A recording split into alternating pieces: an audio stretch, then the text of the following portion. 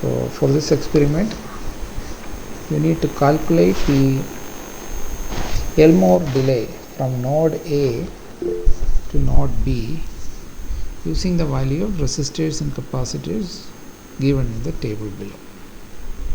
So in the last class we derived the expression for finding the Elmore delay. Okay, so that's a simple model, and in this experiment we will try to see through simulation how accurate is the model, okay, whether the model is valid for such cases.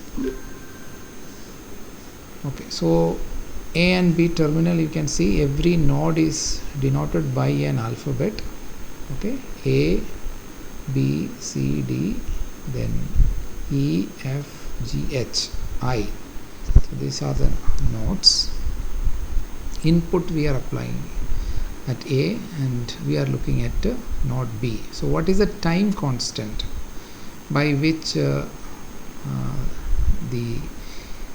output at node B is getting charged, or it is rising from 0 to VDD? What is the time constant? So that's what we are looking. So if you look at the expression for tau B from earlier class, according to Elmore delay model, tau B is what? There are two ways in which you can look at it. When you look at the expression that we derived, the one way which we have is you look at all the resistors from input node to node B. Look at all the resistors. So first we have R1, then we have R3, then we have R6 and R8. Other resistors are not in the path, so therefore they do not contribute to the time constant. But we have seen all capacitors contribute to the time constants, but only resistors in the path that give contribution to the time constant. So for tau B, that is time constant at node B, so you will have R1. Now R1 will be multiplied by the capacitors which, when it is charged, it will make the current to flow through R1. For example, if C1 is getting charged, definitely the current will go from input node to the capacitor C1 through R1. So we need to include that capacitor. Then when capacitor C2 is getting charged, again the current has to flow through R1. There is no other way it can flow. From the input node it has to flow through R1. So we should put C2 also. Then what about C3? When it is getting charged, the current has to flow through R1. So similarly C3, then similarly C4, again C5. Okay, all this capacitor, any capacitor which is getting charged, the current will definitely flow through R1. So C5, then what else? C6, then C7 and C8. There are total 8 capacitor. All the capacitor, when it gets charged, the current will have to flow through R1. Okay, so this is the first resistor in the path. Then plus the next resistor is R3. Now what are the capacitor which when get charged the current will flow through R3? Not all the capacitor. For example, if capacitor C1 is getting charged, current need not flow for that purpose through R3. So we will not put C1. Similarly C2 also, it is a different path. So current will not flow through R3 for charging C2. Similarly for charging C4 also current will not flow. But C3 definitely. So C3, then all the capacitors to the right side of node E, that is C C5, C6, C7, C8. So that's a second. Then the next resistor in the path from A to B is R6. If you look at this resistor, the current will flow through R6 when C6 is getting charged and C8 is getting charged. So C6 plus C8. Okay, that's it. Then finally we have the last resistor R8, and there is only one capacitor which when get charged the current will flow through R8, so that is C8. Okay. So this will give us an estimation of the Elmore delay value. So we can calculate this value and see how much whether it is valid, okay, by comparing it with simulation. Now there is yet another way you can write this tau b. So this is approach 1.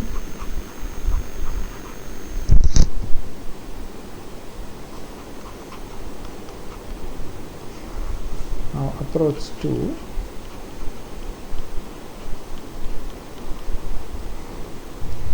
Tau b is equal to, instead of looking at all the resistors which are in the path and taking them one by one, you can think about in terms of the capacitors. So we will have a capacitor C1, then there should be some weight factor for C1. Similarly for the next capacitor C2, since it depends on all the capacitor, we will have to list out all the capacitor and then put in the weight for the corresponding capacitor. So this is C3 and then C2 with some weight. Sorry,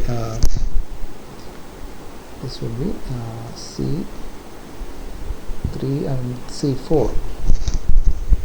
So C4 with some weight plus then C5 with some weight. We have to figure out what are these weights, and then C6 with some weight and C7 with some weight plus C8 with some weight. Okay, so we need to find out what are these weights. So how do we find the weight for C1? You look at the charging of C1 and then what are the resistors which are overlapping with the path from A to B. Okay, so in the path from A to B you have R1, R3, R6, R8. These are the resistors which are available, but for while charging C1 the overlapping resistor is only R1, so you put R1 there. Charging C2, there are two resistors R1 and R2, but overlapping is only for R1. Charging C3, there are two resistors R1 and R3, both are coming in the path, so R1 plus R3. While charging C4, only one overlapping resistor, that is R1. Charging C5, you have three resistors but only two of them are overlapping, so that is R1 plus R3. Then charging C6, all the three resistors R1 plus R3 plus R6, all of them are overlapping. then charging C7, there are 3 resistors, only 2 of them are overlapping, R1 plus R3. Charging C8, all the 4 resistors, R1 plus R3 plus R6 plus R8. Now you can see that both of these expressions are the same. For example, if you want to find out the weight of C8, it has R1, R3, R6, R8. So if you look at here, R8, C8, then R6, C8, okay, and then R3, C8, and R1, C8. So they are equivalent expression. It's just two different way of thinking. So any of this way you can think and calculate it.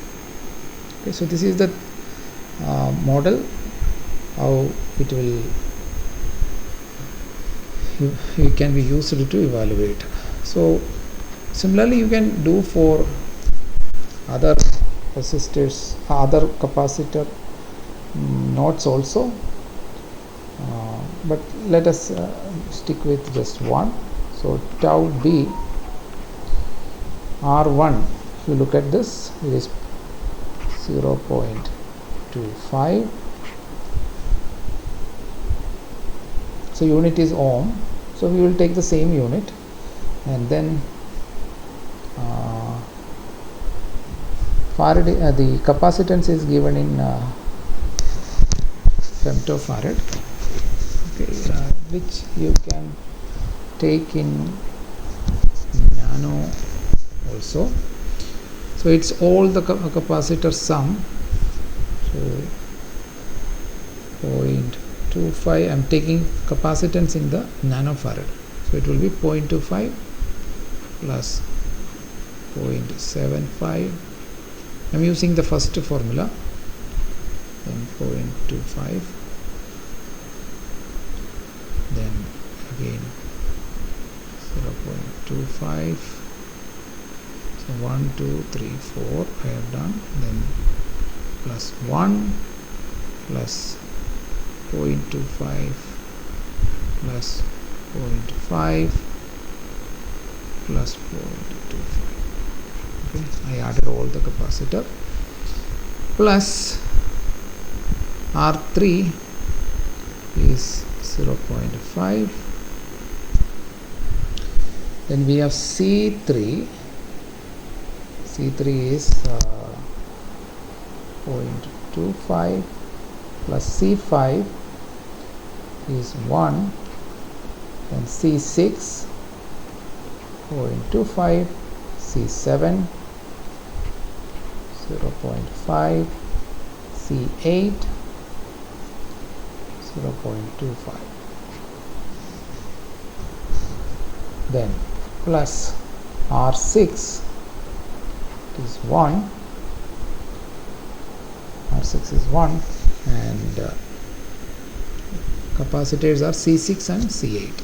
C6 is 0.25 and C8 is also 0.25, plus then R8. R8 is basically 1 into C8, so 0.25. So this is the expression that we need to evaluate. So let's put this in calculator and see what happens. I need a calculator. So 0.25 plus 0.75, that is 1, then 1.5, 2.5, 2.75, then 2.75 plus 2.5, 3.5. So this is equal to 0.25 into 3.5 plus 0.5 into, so this will be 0.5, 0.5, 0.5, that is 0.75, then plus 0.5, 1.25, 2.25, 2.25 plus then 1 into 0.5 plus 0.25.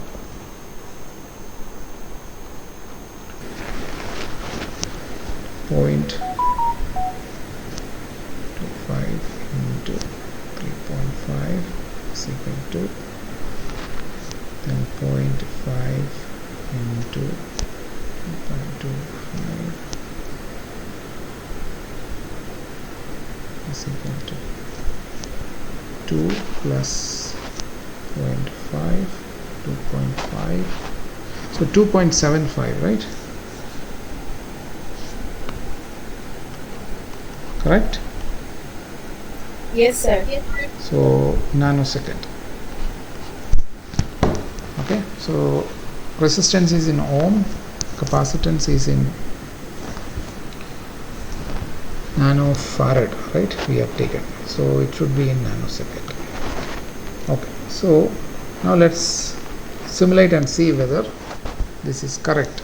So I only shown for one particular node. Same way you can show it for other nodes also. Okay, node D, for example, the formula will be different. It depends upon the overlapping or the path resistance, etc. As I have any of the approach you can use. Okay, so we need to first create the circuit. So take a new file.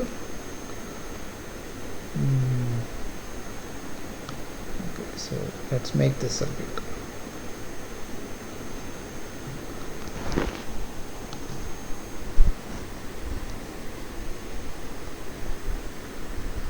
This is our R1, then our R2 is somewhere here, R3 is in same line, then R4 is somewhere here,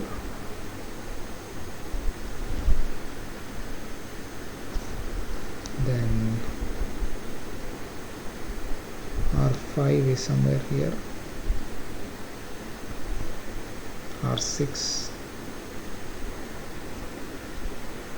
then R7, R8. Okay, so that's all. Now let's take capacitors. So this is C1,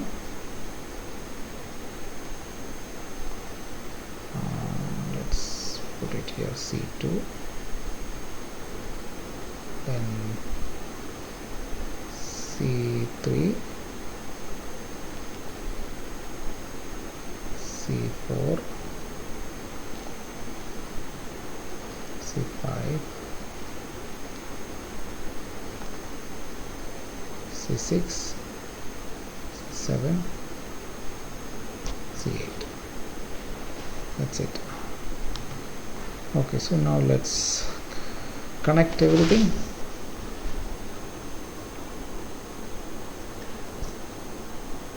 Let me rearrange a little bit. This has to go a little up.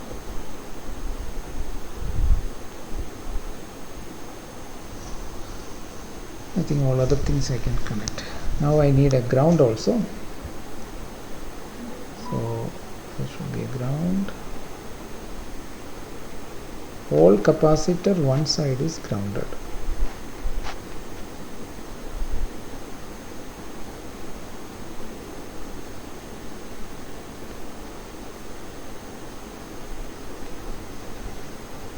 Okay, all capacitors are grounded. Now we need to give values.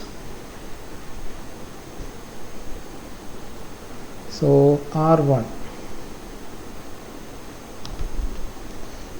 is 0.25 ohm. R2 is also 0.25. R3 is 0.5.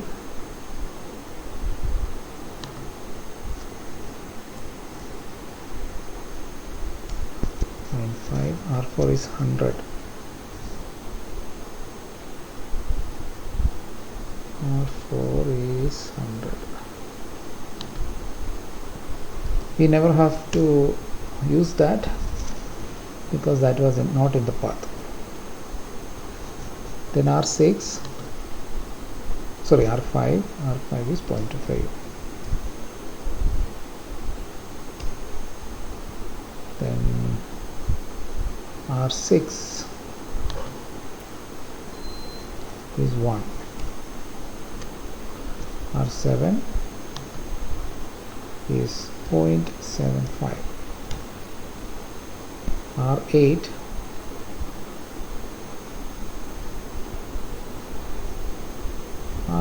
did we use yes, we have used R8.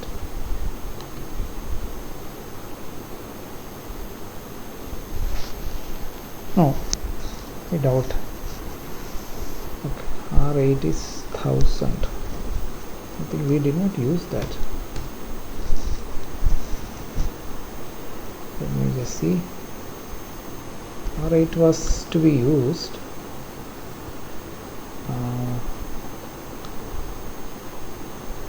R8 into C8. So there is a mistake here.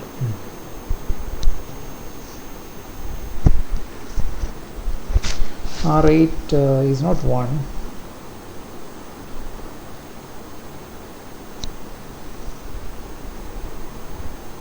R6 was 1. R8 is 1000. So I need to change that. Should be 1000. So this will become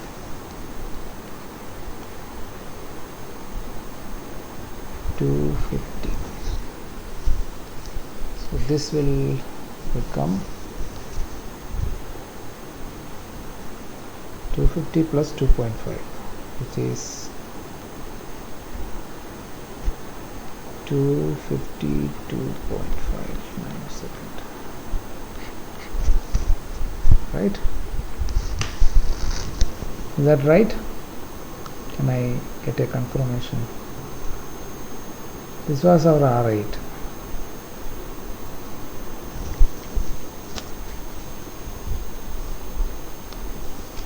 This is our R8. So we used this formula. So R8 should be multiplied with C8. C8 is 250 or 0.25. So 0.25 multiplying with 1000. So that will be 250. So rest was basically 2.5 should be added with the 250. So 252.5. Okay. So if we had not taken that into account, we will not be able to get. Okay. So we put that 1000 here, which is 1K.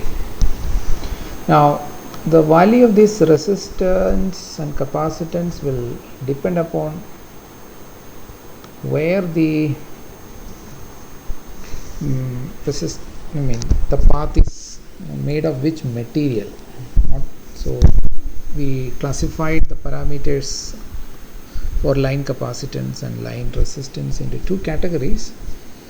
One was basically the process parameter and the other was design parameter. So if you look at the process parameter, it depends on the material.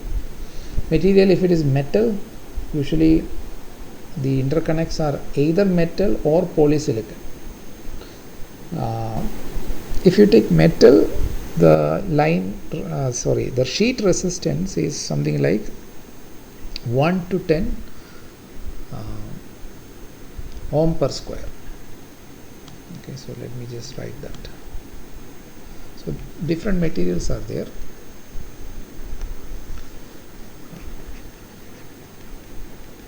Material sheet resistances. So unit is basically ohm per square, right? We take any dimension but same for length and width. That's what we mean by square. It doesn't matter. We saw in the last class the sheet resistance. The resistance remains same irrespective of the size of the square. It remains the same.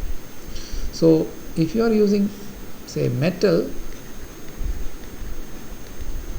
then RS is of the order of 1 to 10 ohm per square. Then polysilicon,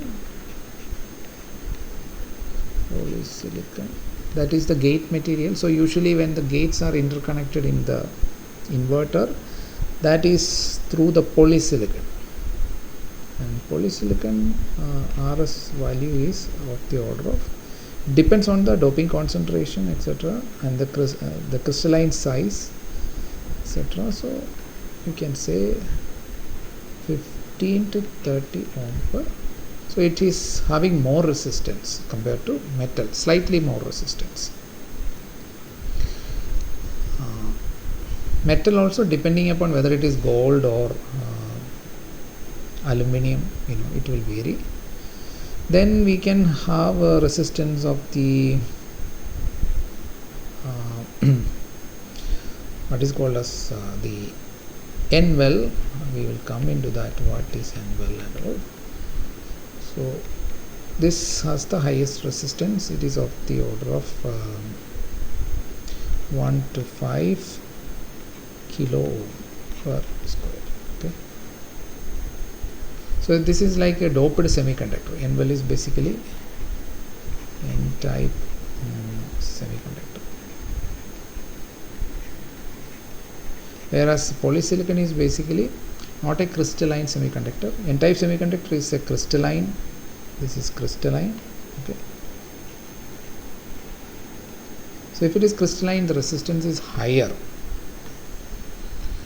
By doping, you can change the resistance, okay, depending upon the doping. But polysilicon, it is not crystalline. It is like small regions of crystalline with the size of each region around say 20 nanometer to 100 nanometer. So depending upon the size of those crystallinity inside the polysilicon material, this resistivity will vary. So these are the sheet resistance value. So when you multiply that with the number of squares, you get the resistance. Okay. So that is the way in which we calculate. And these are some rough values. Okay. The exact value may depend upon thickness. Sheet resistance depends on thickness also. So these are some value for some technology node, okay, which I have come across. So RS, where RS is basically rho by T, right? Rho by T. T is the thickness of the line. So rho will depend on material, but T is a process parameter. So if T is larger, then again RS can even go down. Okay, it can become less than an ohm, like 0.25. These things also you can have. Okay. But when we do it, we don't need to bother all of it. If the value is given to us, you just use it.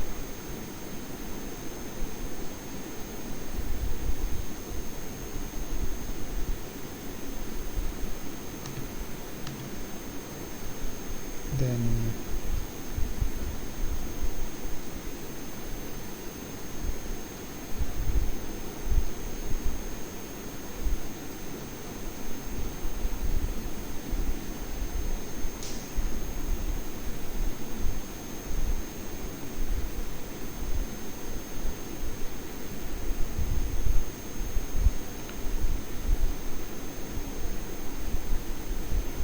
I'm just connecting it.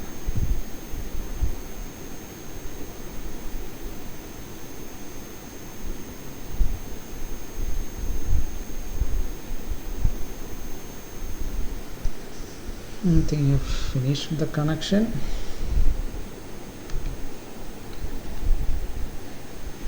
Now let's label input.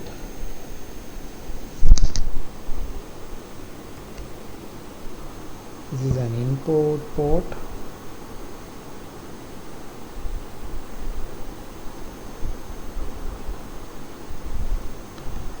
Then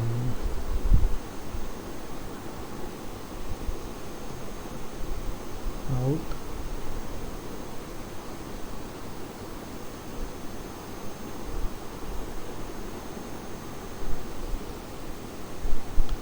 Okay, so in and out.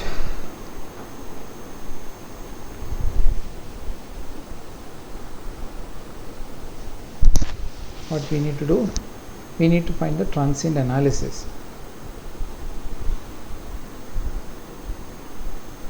So let's run it.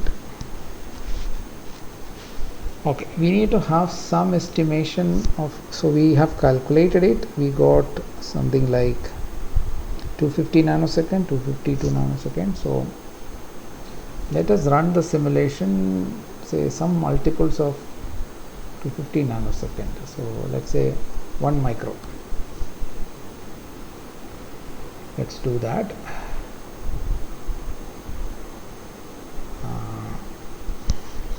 So that is like a 4 time constant. So let's reduce it to 0.5 micro. So that is the stop time. But I have not specified the input. I need to connect the input also.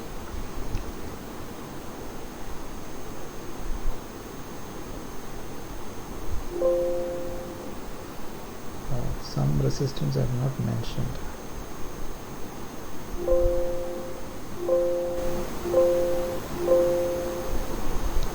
Okay, so capacitance I have not given, resistance everywhere. Okay.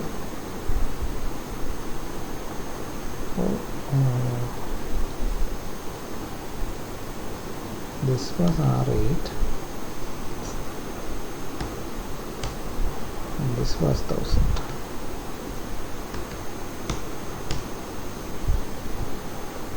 I can give us 1K also. Then we need to give the capacitance value also.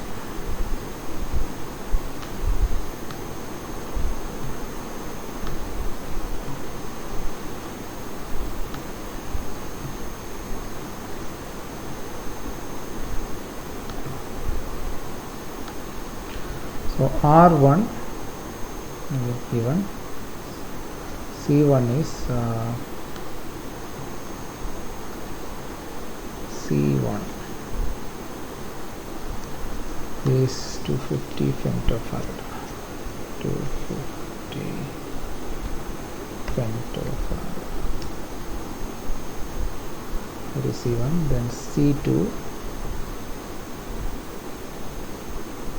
is 750 femtofarad. 750 femtofarad. C3 is 250. 250 femtofarad. C4 is 250.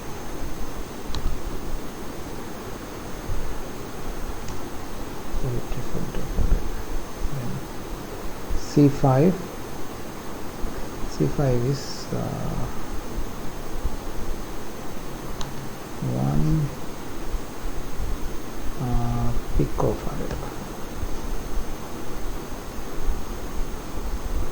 Oh my goodness. Again, I made one more mistake. It should be pico, not nano earlier. 1 picofarad. C6 is 250. 250 femtofarad. And C8 or C7 is 500. 500 femto. Then C8 is 250. Okay, so again one more mistake I have to correct. I said nanosecond, it is not nanosecond, it is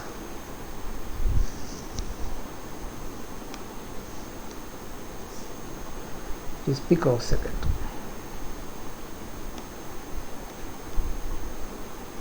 Okay, because the capacitors that I have taken, the unit is picosecond. Okay, so let's clarify that. 100 or 1000 nanoseconds is basically 1 micro. 1000 picosecond is 1 nano, then 1000 femtosecond is 1 pico. Okay, so the capacitances were given in femtosecond. So if you take division by 1000, it will be that many picosecond. So if I write this answer in nanosecond, it was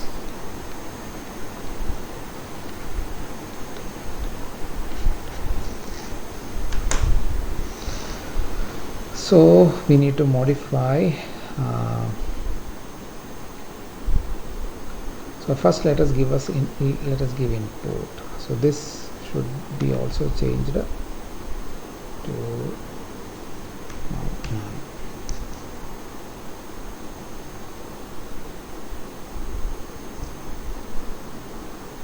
Because nanosecond, it is 0.25 nanosecond. So we can run the simulation up to 0.5 nanosecond. Okay, let's give input.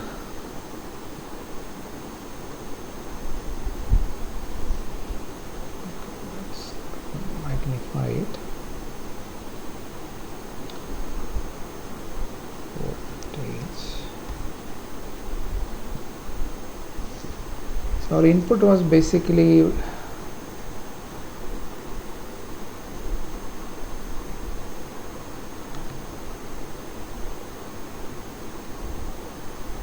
call it as V in.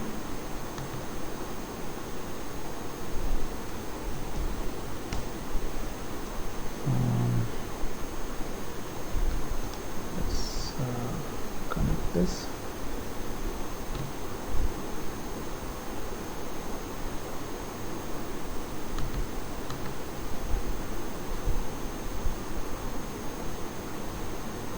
So we need to give a step input. So for that we can use pulse waveform. We need to define the initial value of pulse is 0, and then it goes to whatever VDD you want to give, we can give. Let's make it 1 volt, and then if you want delay to be introduced, we can give that. Our simulation is up to 0.5 nanosecond, so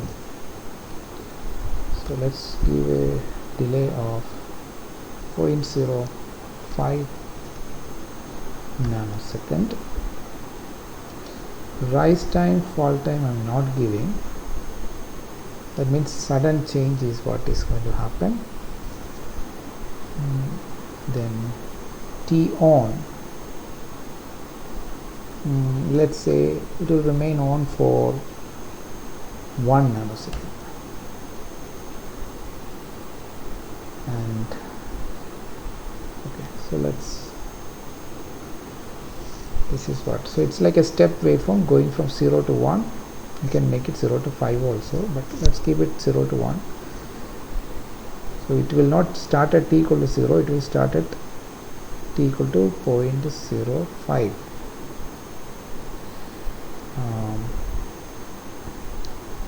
So that's like 10% of delay compared to our running time, and then it remains at on state for 1 nanosecond. Okay. Let's move it a little bit.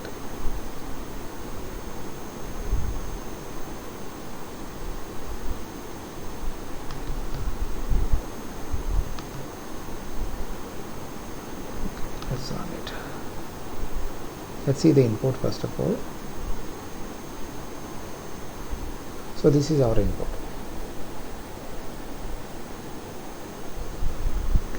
So there is a delay of 50 picosecond, that is 0.05 nanosecond. Oh, but they have taken a rise time which I did not specify of 100 picosecond. So why is that? So if I don't give, probably they will give default value.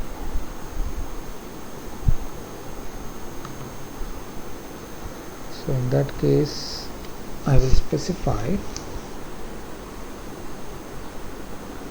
as 1 pico.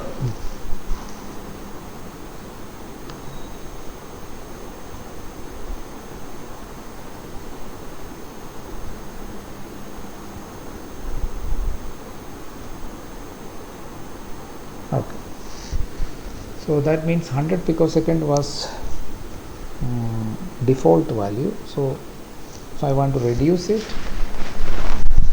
I have to specify whatever I want. So I gave a very sudden low to high transition, 1 picosecond. So it is not noticeable here, it is almost like a unit step. So now let's look at the output.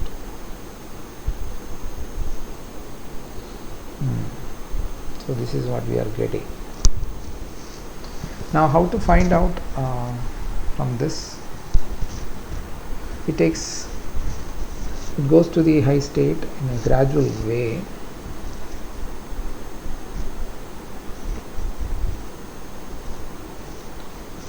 So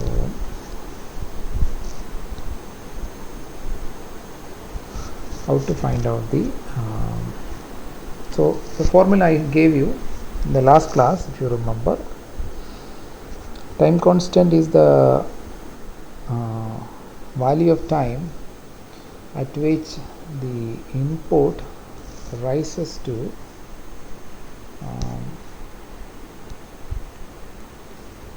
1 by E. So that was 62.38.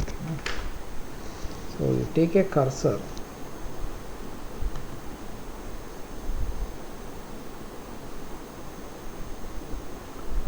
so let's take the cursor and put it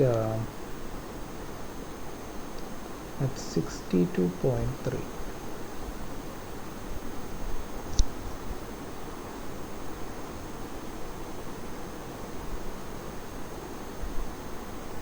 Looking at the values, so this is roughly 62.3.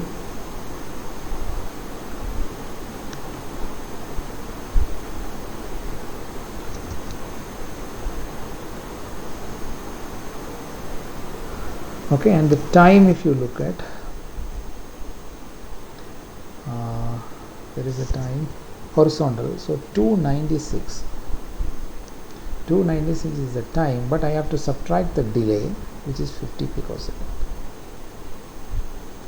So 296 picosecond minus 50, so that will be 446. Okay, so tau for that particular node is obtained as 446. Sorry, 246 picosecond. So that is quite good estimate, because what we got is 252.5. So it is slightly, the actual delay is slightly lower than that. Okay, so I hope you remember the expression. So the expression for capacitor charging, if we approximate it as an RC charging, so this is our VDD. In our case it is 1. At infinity only it will merge. So the expression for this waveform or this graph is basically v dt into 1 minus e raised to minus t by tau.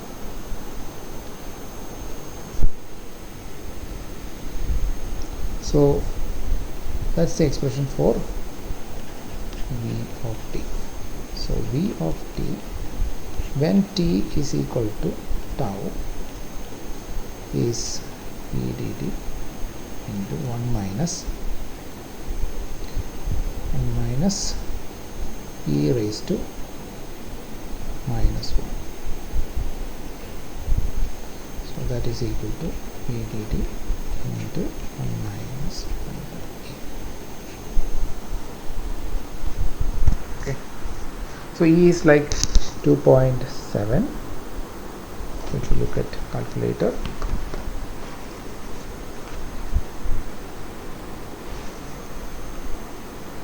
one by e is 1 divided by 2.7.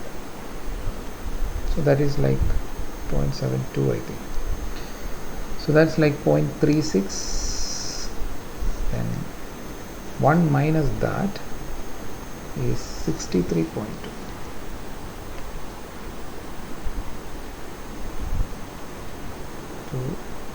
Percentage, or rather I should write 0.632.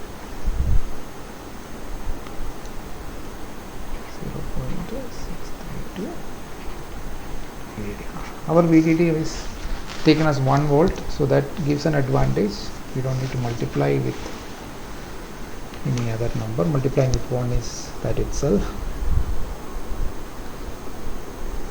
So it was 63.6.63. Okay, I made slight error here. So let me just take only one cursor.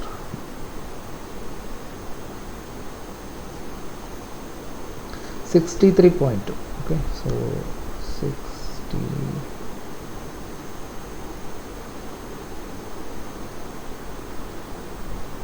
63.2. Okay, so this is 63.2.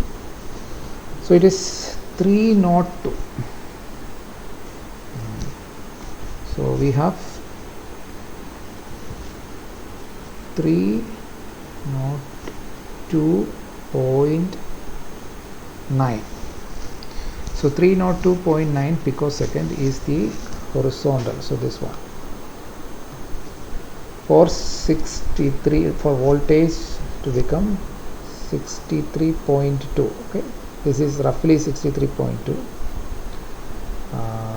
percentage of 1 volt. It's 0.632. Okay, so but we need to subtract the 50 picosecond because the input is delayed by 50 picosecond. So 302.9 minus 50, so that will give us how much? 252.9. so that is even better. 252.9. so our simulation value turned out to be 252.9.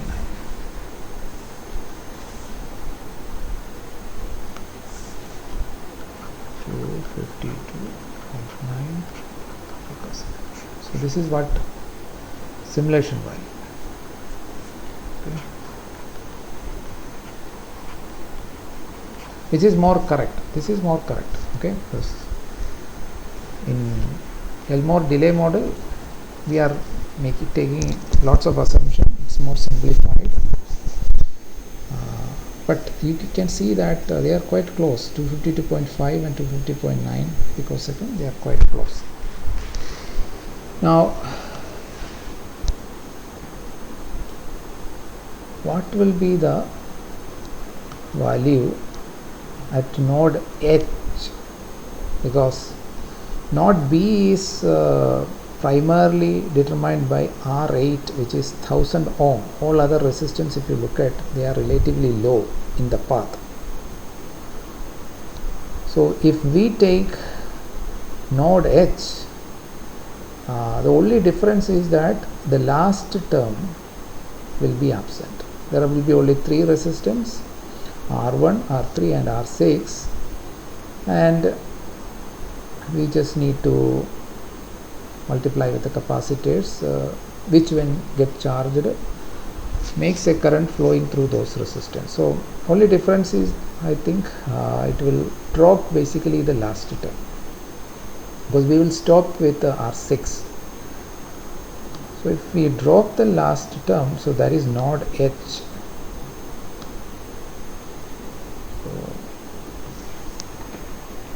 So tau. Sir, Yes. sir, can you please show the simulation value in graph again? Eh? The simulation value, can you please show in graph? In graph means this is the graph. Can you see the Yes. graph? Okay, so I am finding out this particular point where my y axis, that is basically the voltage. So according to the formula, it should become 63.2% of the final value. Final value is 1. So 63.2% means 0.632. So I am taking that here. 0.632 is basically 632 millivolt. So this is basically 631.99. So that is 632 millivolt. Okay, and looking at that point, I am taking the x-axis. X-axis gives me the time. So I am getting it as 302.9. Since I have given a delay, I have to subtract it. So we have to count the time from the starting of the unit step, which is at 50 picoseconds. So 50 picoseconds to 302.9 picosecond. That is 252.9 picosecond. Clear? Yes, sir. Okay. So that we have estimated. This is a more correct value. What we have estimated with the Elmore delay model is giving a very good estimate. That's the point that we are making. So the difference is only in the third, or not even third, fourth place, right? First 3 places it is same. So the error is like 0.4 picosecond. Okay. Now let's take another node H. So if you take node H and if you drop the last 250, then it is going to give us 2.5 picosecond. It is significantly lower. So we may not be able to see in this present scale, so we may need to change the scale. So, but let's see what happens. So I am bringing it to, this is my node. What is happening? So in this node, what I am expecting is it will be so sudden, because 2.5 nanosecond is like too small. 1 nanosecond I have actually, 1 picosecond I have actually given for rise time. So 2.5 picosecond means it's going to be just very close to this. So it will be something like this. So let's see whether it is going to come like that. Yes, it's as expected. It is so sudden because it's only 2.5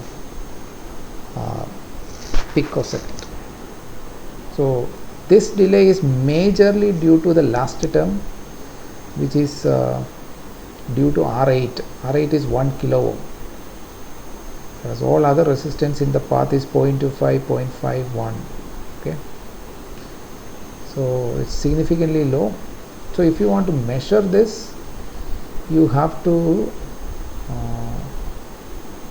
rerun with a different scale. So let's now plot not up to 0.5, let's plot up to 5 picosecond. 5 picosecond, or let's make it 10 picosecond.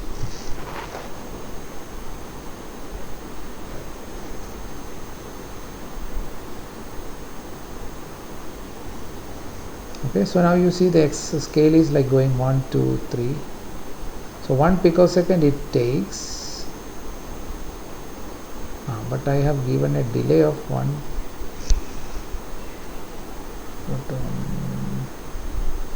I have given a delay of 15, so we won't see the waveform if I just plot it. I won't see the waveform.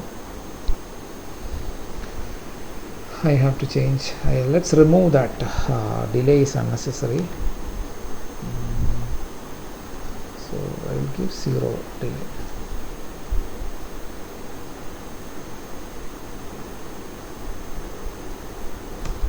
So delay I gave 0. Rise time I gave 1 pico.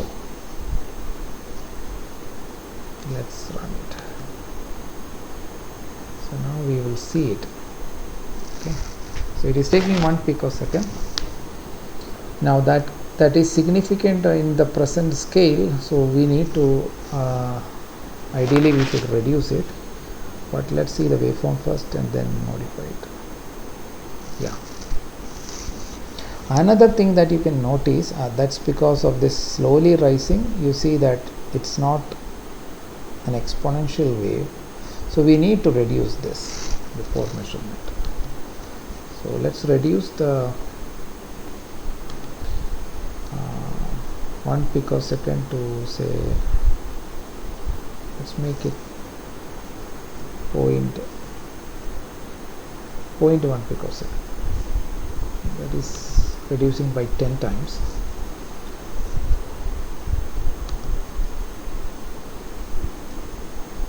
So it is more sudden now. It's 0.1 picosecond. Still you can see there is a deviation from the exponential, so let us make it even smaller rise time. Let's make it 1 femto. That's very less. 1 femtosecond I have given, so you won't even notice. It's so sudden. You can see it's so sudden. And no delay also now, so it's starting from 0 picosecond. Now we can measure everything very nicely. Okay. Alright, so this is the output waveform. Now bring the cursor. You only need one cursor. And then move it to a point where your vertical axis becomes 63.2. 63.2. 67, 60. So 63 point, roughly somewhere here. Okay, so this is 632 millivolt, that is 0.632. Okay, now what is the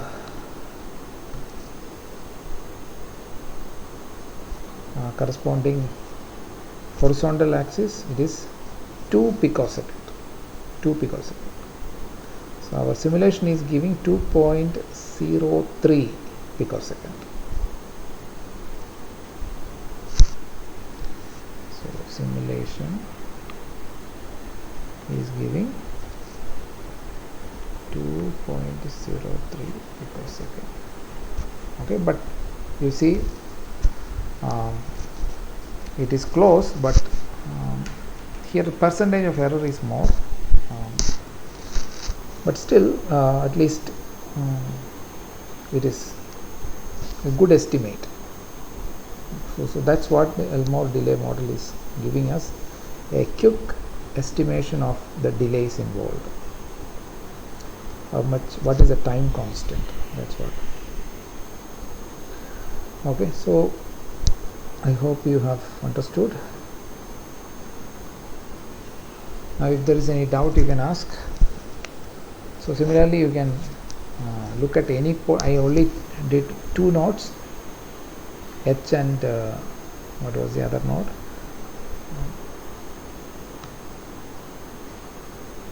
B and H is what I have done.